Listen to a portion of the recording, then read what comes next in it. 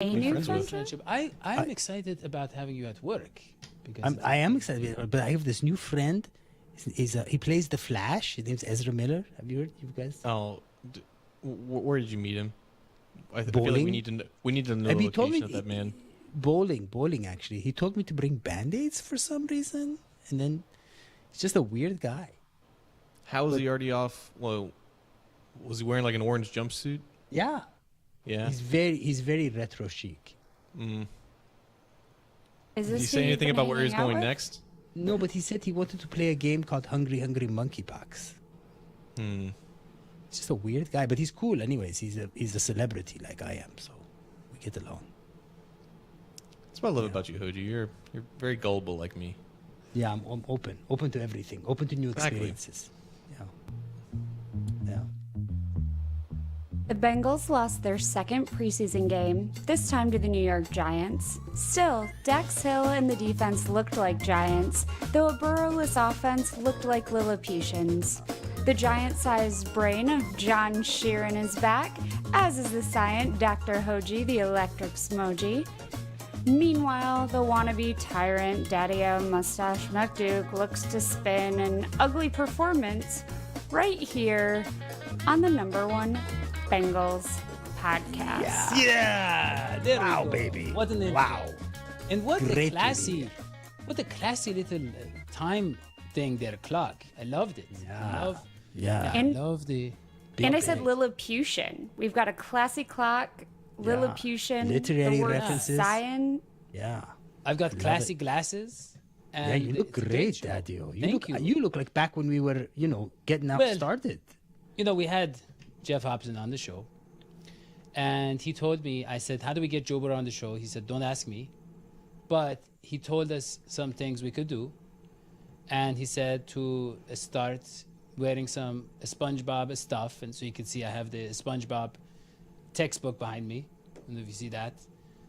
I got the Joe Burrow Sports Illustrated. I'm wearing the Joe Burrow glasses. So I'm really going all out and getting his attention. As long as you think those are the Joe Burrow glasses, that's all Those that are matters. like the least cool, like off-brand. Like I bought these in an alley. Yeah. You have no clue what the actual Cartier this Joe is Burrow why you're glasses not the look deal like. maker. The deal's made in Cartier alleys. glasses. Yeah. Those You were would the get glasses. ripped off in an alley, Bridget. I'll tell you that right now. But hey, look, I am so happy to have the whole team back. Yeah, it's It great. took a lot. Yeah, it is great. And I'm so happy to be on Brinks.tv. Well, obviously, we're on YouTube, we're on iTunes and all that stuff, but we're also on Brinks.tv. And if you get the Brinks.tv app, you can watch a lot of other great shows in addition to ours, including Conspiracy, Truth, Fact Givers. And on that show, they have a lot of new conspiracies. My favorite conspiracy that they have recently explored, and again, I've only seen the first, I'd say 5 or 6 hours, it is about the Smurfs and how it is actually communist propaganda. And they talk about how nobody has real names. It's just Handy Smurf, Lazy Smurf, Grouchy Smurf, all that. Brainy Smurf, should be John. Not only that, but they don't have any sort of currency. They don't have any sort of property. Everybody just contributes with Everybody just uses word Smurf a lot. Right. And then And you remember there was that weird episode. Gargamel. Oh, you remember that there was that weird episode where all the Smurfs magically fell in love with Smurfette, including Papa Smurf, who's supposed to be her father. What's up with that? That's some sort of weird. That is weird. But yes, so they had, that's kind of the hippie kind of, I guess, communist. But they That's also the had commune. That's the love. Love is free. Free is love. But listen to this. So the whole Show's already plot, gotten very strange, and we the whole just plot kicked off. of the Smurfs is that Gargamel wants to turn the Smurfs to gold. Yeah. And he wants to establish a real currency, a hard currency, to save them from from the bread lines. And so He's this like is a a Ron great, Paul. Yeah. great conspiracy that Courtney is peddling, if you will. I It's on love it. Brinks.tv. I Yeah, love it. Cannot wait to watch the special Smurfs episode. Yeah. Yeah. Also, make sure to tell your friends about the Nation Sports. Share this. And please leave a review. Lie to them if you must. Yes. Yeah. Leave a review And Courtney, can we show the handful of reviews that we've gotten over the many years of the show from on iTunes? We have gotten a few reviews. They're very nice. Well, okay, so this is a YouTube comment. We'll get to that. So the YouTube comment, basically, this is from last week. We had Jeff Hobson on, and we talked about how what he has been asked to write the next Star Wars spin-off. And this is our good friend Andrew Seiler, who says he hopes to see that. Yeah, friend Do of you the know show. that I've never seen a Star Wars movie? Oh my gosh. Wow. Yeah. Incredible. Well, That's I can tell you what order you should see them in if you'd like. Aren't Yeah. they in an order? Yeah, but you don't watch them in that order. Oh, Yeah. okay. Well, It has its we'll talk own- later. Yeah. But so here you see the review. So if you go there, you listen to the podcast, just make sure you leave a 5-star review. And leave comments. Leave comments in the chat box. What else do we got, Courtney? Now, what other- language are these written in? Because I cannot read them. Well, maybe you should I think get that's some just Joe Burrow glasses. our special group of 4 friend group that does this show. I think we just see them really blurry. I think our viewers might actually see them clearer. Courtney, is that right? Yes, it is right. And so look, so here you have Thanks for speaking for Courtney, Dadio. You got it. Thanks Yeah, for taking your mansplaining- voice. Mansplaining for no Courtney. problem. Yeah. So here you have the comments from our good friends. They're saying great show, great this. I can't read it. Okay, next one. It's in Russian. Yeah. Next slide, please. And we can see here that we have I can read Andrews. It says, "Oh yes," that is classic Andrew Seiler. classic Andrew. He got married on our show, by the way. Yeah. Here we see that I There's an think it's saying underline. Something's they're- underlined. Yeah, it's overly annoying Dadio. They're complaining about overly Yeah. annoying Dadio. Like I said, I Solid think it's the comment. right. No, I think you guys are the right amount of annoying. I just feel like overly you're speaking over me a lot. I feel like Yeah. I don't give a chance. I don't think that's Voice what's my meant. But opinions. yeah. Yes, And so that's what we do. And let us look at the chat box because a lot of you are listening to us live. So there you go. It says Dadio is so right. I can see that right there. This was from our couple of shows ago. So you leave chat messages like that, and we love Yeah. to hear back from you. Yeah. And get more active. Leave comments. Okay.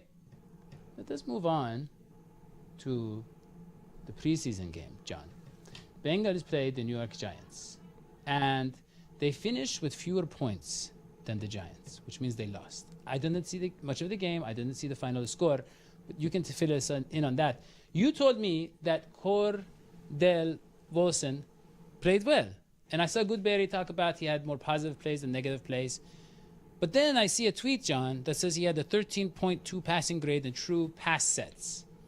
And that, Deontay Smith had 60.8, and some other guys had better. I know the offense is a mess, but what is your take on Cordell Volson? He's a rookie who's going through the motions right now. He struggled against the Giants, and I think that was because, I don't know, he was on the field for maybe like 30, 40 snaps, I want to say, last week, and then he was kind of doubled that output against the Giants. So you increase the sample size of how long you're on the field. I think the variance of his performance just increased because of the increase in sample size. He's not a perfect player by any means. In fact, I only think he's only slightly better than Jackson Carman at this moment, and that's not necessarily me saying that Volson is bad. He just has his rough moments too, because this was his second time ever on an NFL field, and he started the whole game. So naturally, going up against starting defensive linemen, whether or not the Giants' defensive line is a quality defensive line or not, they still got the better of him from time to time. But that doesn't take away, like you said, he had, I think, more positive moments than negative moments, and you want to build off of those moments on tape, look over, see what you can improve on, but see what you can build off as well. And I think there's still a solid base for Volson to be like a solid guard. Like, he understands where to be. I think his depth in pass sets is nice. I think his recovery ability is good too, especially for him not being like an elite supreme athlete. It's just sometimes he gets a little bit aggressive. Sometimes, certain pass rushing moves work against him. Sometimes elite athletes will get the better of him. I mean, he was a 4th-round pick at the guard spot from a small school. Like, he's not going to be right out of the gate a really good player. He's not going to be probably that at all this season. But so long as he's better than everyone else that they have, this starting job is his to lose. And correct me if I'm wrong, John, but isn't the left guard like one of the most important or the most important position? I wouldn't say it's the most important position. I would say it's good for him that every other position is basically solidified. When they go out there against the Steelers week 1, you're going to have veterans on veterans playing all 4 spots. Naturally, when you're surrounded by that talent and experience, you should be in a better position to succeed. You have better communication with guys who've been there before. Right now, he's playing with a bunch of guys that are subbing in and out. I guess he did have continuity with the same left tackle next to him the entire game in Hakeem Adeniji. But still, right now, the offensive line groups are going in and out because so many guys are getting injured. They don't have a ton of depth. So that's one of the reasons why he stayed in for the whole game. And again, I don't want to harp on him too bad. Obviously, the negative plays are negative, but they can be corrected with experience. It's just him building as a player. But the good plays were good. He gained solid movement in the ground. He stayed in a spot in pass pro. He wasn't beat too badly most of the time. But yes, some of the losses were definitely not very pretty, and that was reflected in his PFF grade. Yeah. So, John, let us talk about the punting competition. We have Drue Chrisman, who you told me punted all the punts. And I just want to know, what were those punts? What did they look like? I know we could look at the stats. Obviously, I have all the stats here. But what kind of coverage was he punting against? What was the velocity? The coverage of the punts, I didn't really track that. But okay. I think for him right now it's hang time. That's the most important what aspect was his with hang him. time? What was his what kind of his what What was do you his look like? grades What on do you his think? dunks? What's your general Did they reaction? dunk these At punts? what point do we have a performance conversation about Dadio hosting a football show when he doesn't watch football games? Yeah, I think we do need to talk about that. Well, I'm like Cordell Volson. I'm not a rookie when it comes to this stuff, so I've been able to handle it. But with Chrisman, his distance on those punts were fine. He averaged about 48 yards per punt, 38-yard net average, meaning beyond the line of scrimmage. But I think he needs to get the ball up in the air longer. And when you have punts with longer hang times, you allow those gunners to get down the field, force fair catches. I don't think he forced any fair catches in his 3 punts, even though they were all pretty good distance. So they were really far down the field, but more of a line drive compared to a booming punt that the Bengals are used to with Kevin Huber. And that's why he didn't punt on Sunday. They have 207 games of him punting with the Bengals, so they pretty much know what he brings to the table.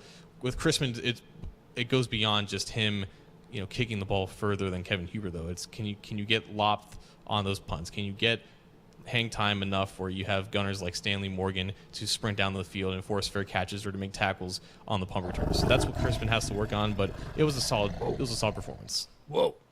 Yeah, I think that means time's up, John. You guys were not happy with the bell sound, so Did you get an That was actual scary. Bengal tiger? that So, Courtney. well, I thought Kevin Huber, wasn't he the best in the NFL in terms of punters? I mean, but that was a minute ago. He wasn't very good last year. That's why there's this competition going on right now. Yeah. Okay. Well, John, let's talk about free safety because Yeah, let's free all the safeties.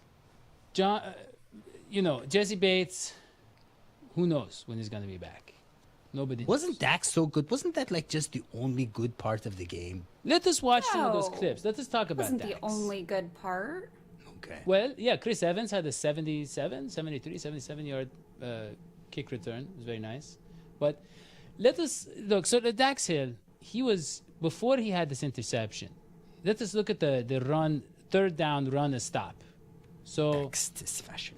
yeah. So here we go. We have Dax Hill, John, who is playing in safety. And his job here is to stop this Very run. nice. Yeah, and he did it. John, go ahead.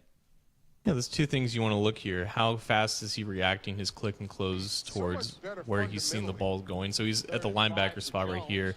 He notices there's a flat route going on towards the left. So he's closing down on that quickly, right? He recognizes it, puts his foot in the ground, boom, accelerates towards it. But now you have an open field situation. You have the sideline to work with, so he's going towards the inside, force him to the outside.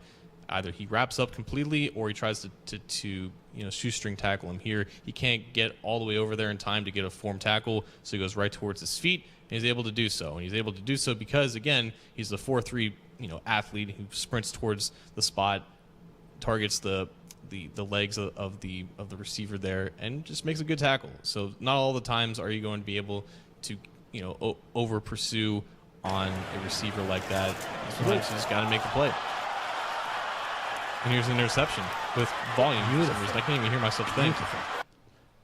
Oh, but that was a beautiful John, interception. so tell us what happened on the interception because, okay, so he had Yeah, six for those tackles. of us in the local market who lost signal thanks to the weather. Right. Well, Crappy. too many people watching in the local market. That's why we should be able to choose who has access to these things. But So Dax Hill is at the free safety alignment here, which is where Jesse Bates would have been. And there was just an over route from the tight end. It was a little bit overthrown. And then you had the tight end kind of drop the ball there, not bringing it with two hands.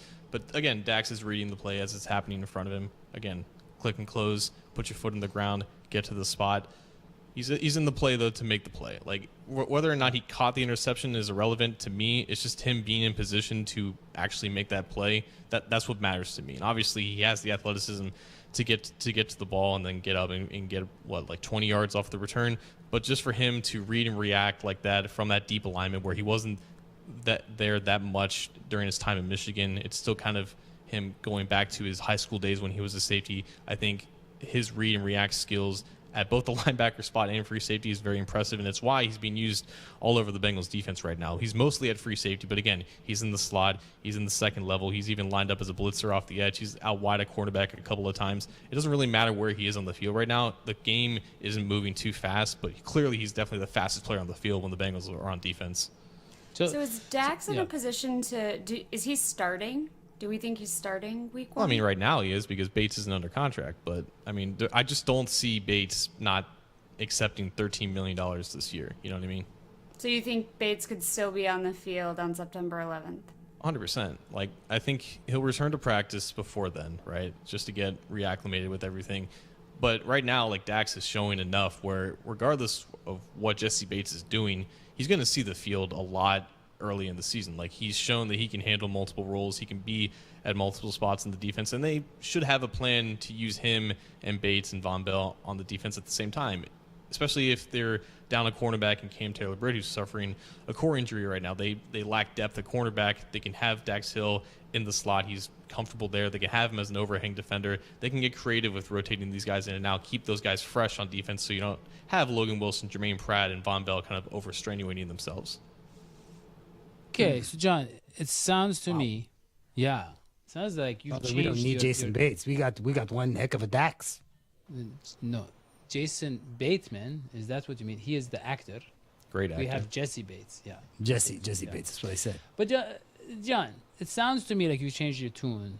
Not changed From your what? tune, but you've seen something. Before you were something. not sure if he could play free safety, You had doubts. but you are slowly Now you're a believer. starting. Yes. You have 10 seconds. Yeah, sure, because he Before the barely Tigers. played it in Michigan, and now he's readapting and he's playing really well. That's all there is to it. Got it. Some people love it. take in data and information and then change their minds based on that. Sorry, I can't hear you. The tiger is growling. John, wide receiver 7 battle. Okay? Look, we have Kwame Lassiter. We have Ooh, I not know Richard him. Pryor, but he has a different first name. It is not Richard. John, you know his first name. You can share that to our fans. But we have a battle between these two. And they Pryor and are Pryor. trying to be WR7. Go ahead, John. Yeah. WR7. What Is a that a position. robotic figure, or is that like an android? You have Kendrick Pryor and Kwame Lassiter battling for a spot that may or may not exist, to be honest with you, because, I mean, Trent Taylor, who was on the team last year, he's playing like their best receiver right now. You have Mike Thomas, who didn't even dress last week. He was on the field this past Sunday, but he's pretty much locked in as your wide receiver 4. Stanley Morgan's under contract for 2 years. If they want to keep either Pryor or Lassiter right now, they would have to go with 7 receivers, and it seems like it is a battle between both of them. Kendrick Pryor got the best of the Cardinals defense a week ago. He had a really good game, a really good last drive against the Cardinals. And then Lassiter, he put on a show against the Giants. I think he had like 7 receptions for 80 yards. He had the drop in the end zone on a 2-point conversion, but as we can see for some of these clips, he did do really well in the last drive against the Giants, almost to the point where the Bengals got to tie the game. But Lassiter caught 2 balls with Jake Browning at quarterback that put the Bengals in position to potentially tie the game there at the end of the game, including a really good contested catch along the sidelines. And I think right now it's just Pryor and Lassiter just dominating the target share for this second team offense that has been on the field for most of the preseason. And I'm just interested to see, like, because ideally I think the Bengals would want to keep at least one of these guys in the practice squad, and they're putting a ton of film out there for other teams to potentially pick them up as one of their final receivers, and they're playing really well. So I think both of these guys deserve like a real shot at being a wide receiver 7 on the team. And even then, like, they wouldn't be active on game days, but in case something happens in terms of injuries, like, they could be counted on to play a limited role, if you will. So I really like what both of them have shown. I think, Lassiter might be a little bit more athletic, but I think Pryor has some ball skills to him that could really fare well as like a receiver who needs to play in a pinch. John, so let me ask you something. So Trent Taylor is the 6th receiver, right? I think so, yeah. Okay. When we're looking at these receivers and they're getting the ball from Bridget's favorite quarterback, Brandon Allen, when they're catching the ball from him, it's a much more difficult task, I know. But, and of course he has the whole stadium cheering for him. Let's go, Brandon. Let's go, Brandon. But, but he is still struggling. Enough with that joke. Right. But the question is this, John.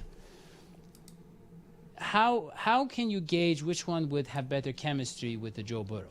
Like, how can you tell which ones their route style would fit better, or their speed, or their size? Is there anything like that we need to consider? No. I mean, we just don't know. Like, we haven't seen him like play with him. Like, Just how what answer would you want me to give there? Like, They're using the same plays, but they're using well. the same. They're using the same plays for Brandon as they would for Joe. I will say this, like with Please, with put it in Same Lassiter, playbook. It's the say same that. playbook. Please.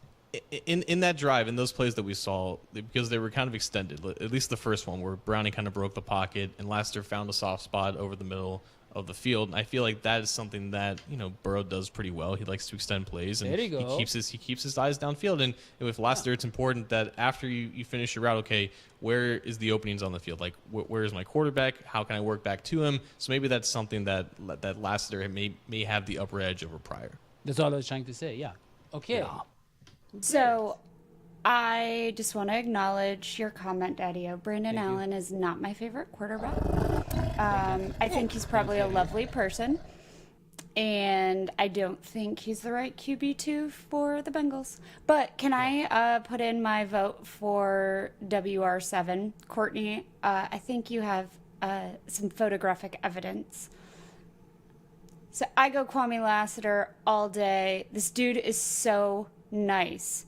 I met him at camp last Thursday, and he literally was giving, like, he gave that sweaty, like, headband thing to a little kid who was like, I want that. And he's like, are you sure? Because I just sweat in it for 4 hours. And the kid was like, no, I have a football game and I want it. And I'm gonna wear it. And Kwame's like, that's really gross, but okay. And then a kid was like, But I it's want your cheaper than towel. washing it. You give it to. That's actually a good trick I do with socks, which is actually the original meaning of Smurfs, by the way. But you give them So to kids. kids were literally You begging can him for the tax clothes deductible, and you don't off have his to. back. And he was just like, he was a really cool guy, chatted with me for a little while, then had this like ambush of people just on him, and he was so humble and kind. I'm sure Pryor is too, Like but yeah. What makes you no. proud to admit you don't do laundry? No, John. It's charity. And wears you It's charity. socks. With like socks, if they get old enough, if you calculate the water and the soap you have to use to wash them, it's actually cheaper to just unload them and count it as charity. John, it's okay. I don't have time to explain this stuff to you, but we didn't get to look at the clip of Cordell Volson. Did you want to do that, John, or should we just move on? No, we can move on. Okay, let us move on to the first Hojo scope in A long time. long time. A long time. Let's pull up that first picture there, Courtney. This is of the headline that I'm going to be dealing with today. This story, federal authorities seek info after Florida manatee found with Trump scraped on its back. Now, this happened off the coast of Tampa Bay, Florida. And Tampa Bay, Florida in the southeastern United States is undergoing what a lot of us would call a kind of period of divisiveness. I mean, what has happened to our country, really, where someone, for political purposes, would scrape onto the back of a delightful sea animal, this beautiful, majestic beast. Here you go. Trump. Look at that. Disgusting. Makes me sad. What also makes us sad is that we began to do some research and we wondered how someone could actually get into the water and do this. And there is a theory floating around that hold it on. was... You're assuming it wasn't a miracle, that the manatee wasn't born. No, like it was that. not a miracle for sure. But there is a theory that it might have been another manatee who was radicalized because the AM stations are low frequency and they can make their way into the water. And I think it is even called Clearwater Channel or something. So we don't know. That's just a theory right now. We don't know for sure. But is it possible that this was a manatee on manatee crime? Maybe. In either case, whoever it is, Courtney, let's go to the next one. We're after the culprits. Who? Me and my friend Dave Bautista. As you can see, Bautista and I, we have put out a reward, the two of us together, for $20,000 to get, human or manatee, whoever did this to that manatee. Me. It says, and I think it Dave says facing Bautista. a freaky manatee. And that was a freaky manatee. And it's defacing. saying, who wants to face this manatee? See, and that's me and my friend. Because I tell you what, Dadio, you know, this is where it's getting to the horoscope part. There are certain celebrities who can bring unity to the world. One of them, Dave Bautista.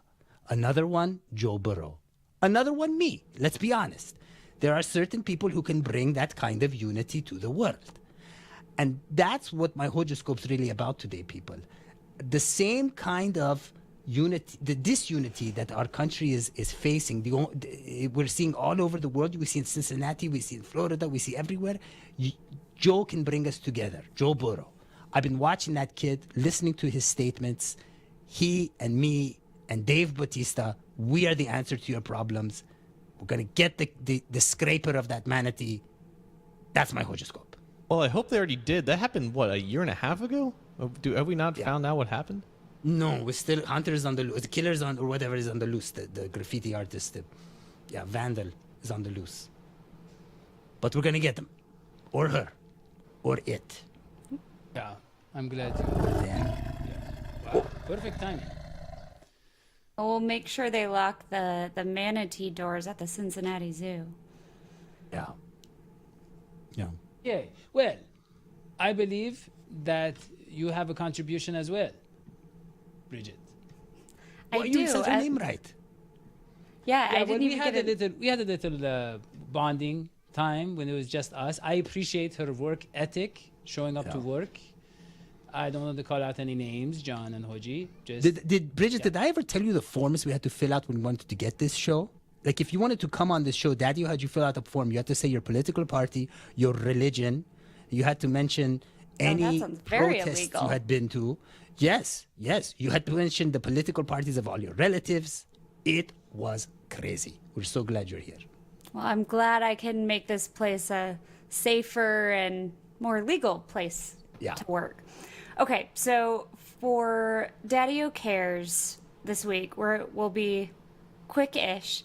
And we're going to celebrate one of the rookies, one of our new draft picks, Jeff Gunter. So he was the 252nd pick. I think is that 7th from last, 9th from someone can do my math for me. You don't have me on this show because I'm good at math.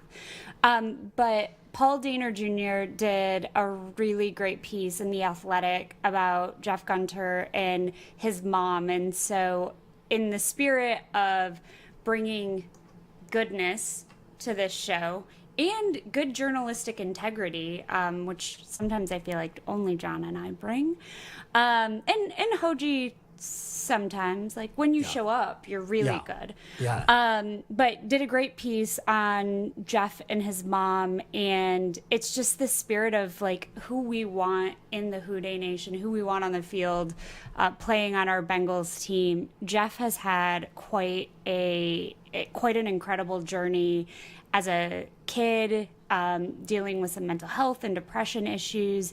And then he played at Coastal Carolina, then NC State, then back to Coastal Carolina. He moved to NC State to be closer to his mom as she was going through something. He had actually planned to go to Syracuse and then felt like he needed to be closer to home to support his mom. And he's a 3-time all Sun Belt selection. I think he thought he might go a little bit higher in the draft, so 252nd was a bit of a gut punch to him, but he is working his tail off every day at practice and really just wanting to be a part of this Bengals team and show him what he's got. And his mom and Jeff and his mom have a special game day ritual where after they run out, she comes down to the sideline. I don't know if she's actually on the field or comes down to the first row so they can have a special chat, and she shares with him per Paul Dehner Jr.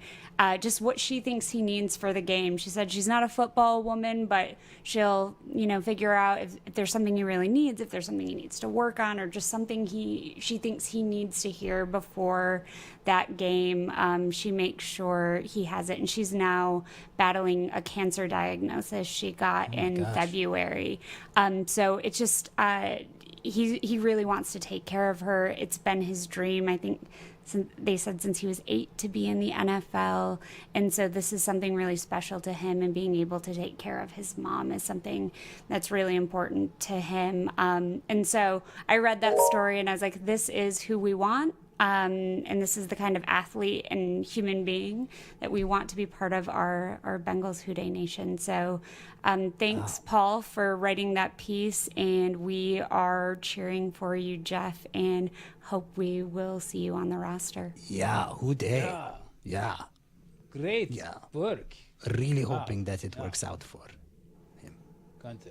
And I'm grateful that people write these pieces so we don't have to actually do any type of journalism or research, and then we can amplify it. I'll make sure to tweet out the link. For Cincy Jungle. Yeah, I will do that. I didn't know that was so worth. Yeah, it would get a lot of attention. Yeah, I will rewrite that blog.